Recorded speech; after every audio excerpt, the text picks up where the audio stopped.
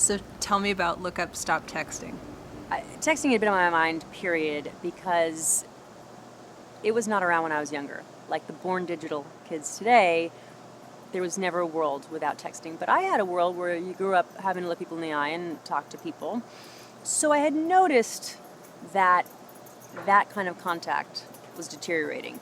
But worse than interpersonal contact, my contact with myself was deteriorating because when you're so focused, when I'm so focused on my PDA, I don't have to think about me.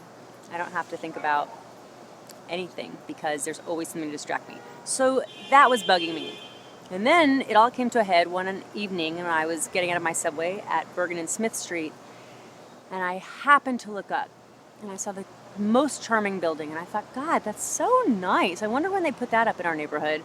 And then I got a little closer and realized they probably put it up in 1890, like when they put up every other brownstone here. But I had never seen it because for the 4 years that I've been getting out at that subway stop, I was maniacally reaching for my BlackBerry to see who wanted me in the 20 minutes from the time I left 30 Rock to get to my house. And by the time I rounded the corner, I thought, let me make a t-shirt. And so Lust Brooklyn is an acronym for Look Up, Stop Texting. If you have a lust for life, live it. So tell me about real life. What were you missing? Here's what you're missing when you don't take in the world around you. The world around you. You're missing talking to people. You're missing how pretty the line of brownstones is and how awesome these trees are that still have their leaves even though we're moving deep into the year. You're missing quiet moments when your still small voice can talk to you. You're missing imagination. When your world is so literal right in front of you in black and white, you stop indulging in fantasy and in dreams and the things that make this world really exciting and glamorous, if you ask me. Not to mention, you're being a boob when you walk down the street. You smash into people, you cross the street when a car is coming, you can trip and fall and hurt yourself. And I have a son, and when he sees me looking down instead of looking at him, he gets pissed, and I don't blame him. And I don't want to be the mom that misses my son's childhood because I'm too busy wondering what stupid joke somebody LOL'd to me. What does your son say to you? Well, he's 2, so he doesn't say much, but he glares. My son glares at the BlackBerry. He's competing for hi. Thank you so much. I'm a fan of yours too then. Awesome. What's your name? Noah Gonzalez. Good to meet you, man. I'll see you again. Take care. Nice. So you missed that. If I was looking down, he might not have known it's me, and then we wouldn't have had that little exchange. So what do you do for a living in addition to this?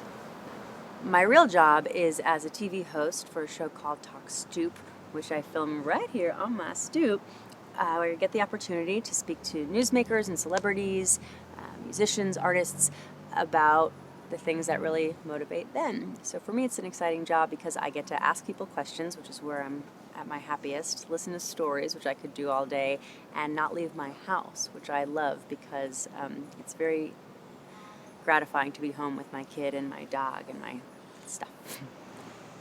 Your shirt is about texting. Yeah, this is one of my original.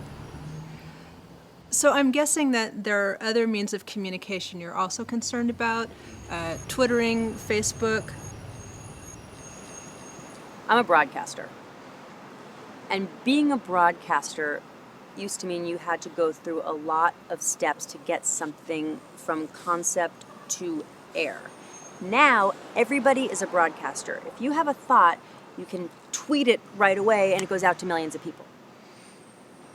Not that people who make decisions in newsrooms or other media outlets are always making the best decisions, but it's nice to have some checks and balances. And there should be a democratization of broadcast. Everybody should be able to express themselves. My fear with the way that media is going now is everybody who thinks anything feels like they can just throw it out there into the universe and that it's valid. So what I actually think it's doing is messing with our sense of self-importance. And again, I'm a mom. You know how long it used to take for a rumor that you were a slut to get around the school? At least a week. Now, I can think you're a slut. I tweet it. Your life is over. And you imagine being the victim of mean girls instantly? Why would people rather look at this than that? The technology is still pretty new. If you think about it, it's only 6 or so years that people have been texting with a vengeance. So there's still a great deal of novelty to it. It's also an excuse to say funny jokes, to feel important because somebody wants you, to get stuff done so you feel like an octopus, you're doing a million things at once. I can walk down the street and get my job done and call my girlfriend. And, so we feel like we're more productive. We feel like we're in touch with the world. Ironically, we're a lot less in touch with the organic world and more in touch with the cyber world. Since you started Look Up Stop Texting, what kind of reaction have you got? Have you noticed anything? Has world peace happened? Yes, world peace has happened. I'm going to speak to the UN right after. Well, what have you noticed since you started? I get cat calls from around the city. I totally agree. You're right. Yeah, man. So it's the reality of the situation. We're all guilty of it. Have texting and driving deaths stopped? No. Are people uniformly putting down their phones when they walk in the door to be with their family? I wish they would. I wish I would. No, not yet. Aren't all media stories? Can there really be truth in media? When you interview someone, and the entire interview takes 20 minutes, but you only have a minute 13 to tell the story, you are cutting out 18 and a half minutes. So, our job as journalists is to not only pick things that are going to be interesting to listen to, but keep the truth of the story you're telling. We'll have done our job if I tell somebody's story properly. I find TV to be better than life because you can cut out the ums, the ahs, the stumbles, the dead parts, the bad sound. You can add music, you can saturate the color. I love TV. I love using it to bring messages forward. What can people learn about you from watching this film? Is this scene, is it true? It's a good question. If by watching this film you have figured out the truth about me, please email me, call me, text me. Then you can text with abandon. I'd love to know the truth about me. So if you have it, hats off.